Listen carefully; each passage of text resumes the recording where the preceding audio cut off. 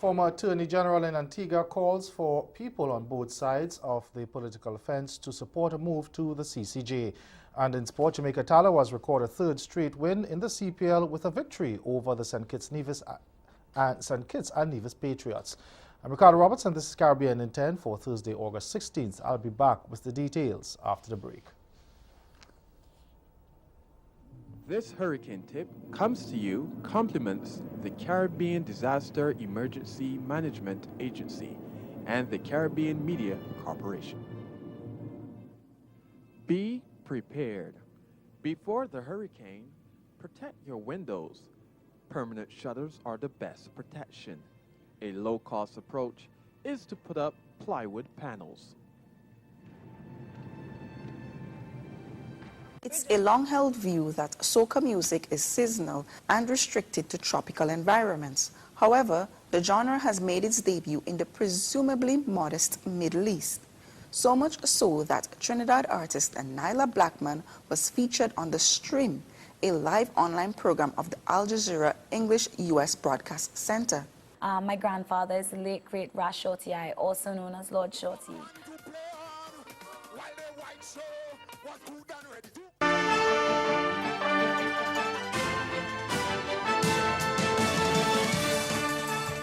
Former Antigua and Barbuda Attorney General Justin Simon QC has called on the population to put aside parties and politics in the run-up to a referendum on the Caribbean Court of Justice, the CCJ, in November. Now, during an interview on state media yesterday, Simon said that's what he will be pushing while on the trail to promote the Trinidad-based CCJ. Simon, who served under a previous United Progressive Party administration, says while people will have their political differences, they should set them aside to support replacing London's Privy Council with the CCJ as the country's final court of appeal. In other news now, Jamaica's Prime Minister Andrew Holness says there should be an investigation into cases of people being granted gun permits after their applications to the Firearm Licensing Authority were rejected. This comes in the wake of calls from the parliamentary opposition for an audit of 29 cases in which Holness's former National Security Minister, Robert Montague, overruled the decision of the agency to reject applications. Grenada is seeking a new Solicitor General following the resignation of Dwight Horsford. Legal Affairs Minister Kintra Maturin Stewart confirmed that Horsford resigned yesterday after holding the position for about 5 years. Now, according to a report in the Daily Herald of St. Martin, Horsford has been appointed the new Attorney General of Anguilla. The report said Horsford will take up those duties in mid-September. The government of Guyana says it will introduce 2 projects aimed at reducing the use of mercury in mining as part of a national action plan on the phasing out of the commodity in the mining sector. Both projects are scheduled to be launched later this year. The Ministry of Natural Resources has already held talks with various stakeholders, including the regulatory agencies, miners associations, and international partners to discuss the advancement of the Minamata Convention on Mercury. Another meeting is scheduled for next month. A statement issued following the talks noted that Conservational International Guyana, in collaboration with the Global Environment Facility, will soon introduce a $1.2 billion Guyana El Dorado Gold project that will allow work to be done with artisanal and small-scale miners to explore mercury-free mining along the supply chain from prospectors to producers by 2025. And the World Wildlife Fund with funding from the French Global Environment Facility, will be working with the Guyana Geology and Mines Commissions on an $804 million project that will see the demonstration of mercury-free extraction models and sharing of mercury data on a regional level. The Ministry of Foreign Affairs and Trade says Jamaica will be home to the region's first coastal erosion monitoring tower to be placed at the Helsha Beach in the central parish of St. Catherine. The tower will be installed under the Impact Assessment of Climate Change on the Sandy Shorelines of the Caribbean project, which is an initiative of the Association of Caribbean States. The ministry says the objective is to establish a regional network for coastal erosion monitoring geared towards understanding how climate change affects our region's beaches. The project is valued at US $4 million and is being funded by the Republic of Korea through the Korean International Cooperation Agency with specialized technical assistance from the government of Cuba. The Queen of Soul, Aretha Franklin, has died.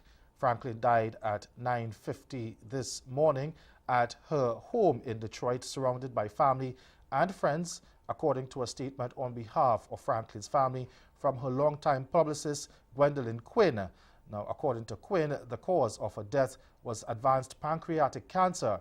Franklin is known for hit songs like Respect, Say a Little Prayer, and So Much Morems. Franklin had a grandly celebrated career. She placed more than 100 singles in the Billboard charts, including 17 top 10 pop singles and 20 #1 R&B hits. She received 18 competitive awards, along with a Lifetime Achievement Award in 1994.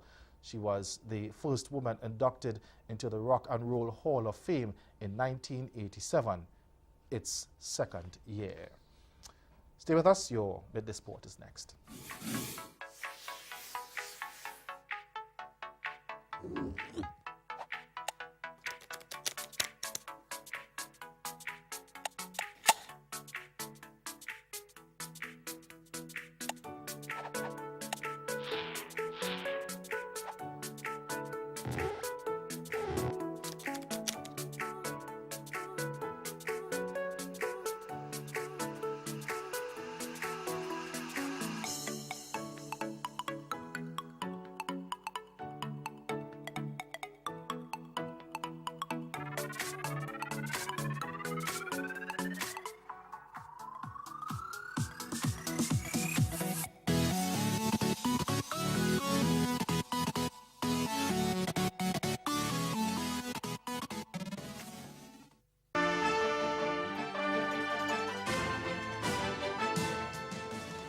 Jamaica Talawas registered the third consecutive victory in the 2018 Hero Caribbean Premier League by outclassing the St. Kitts and Nevis Patriots by 47 runs last night.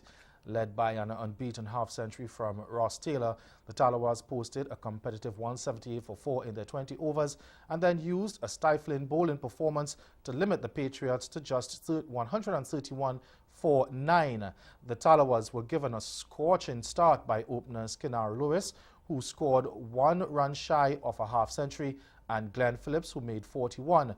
The pair put on 64 in 6.2 overs. Taylor's unbeaten 51 came off 35 balls and contained 2 boundaries and 4 sixes.